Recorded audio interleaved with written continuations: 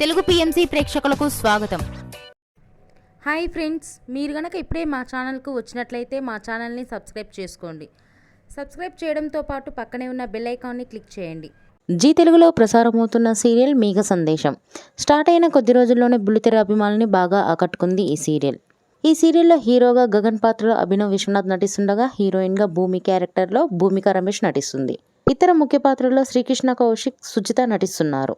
గగన్ భూమికి సంబంధించిన కొన్ని లేటెస్ట్ ఫొటోస్ని ఇప్పుడు మనం కూడా చూసేద్దాం.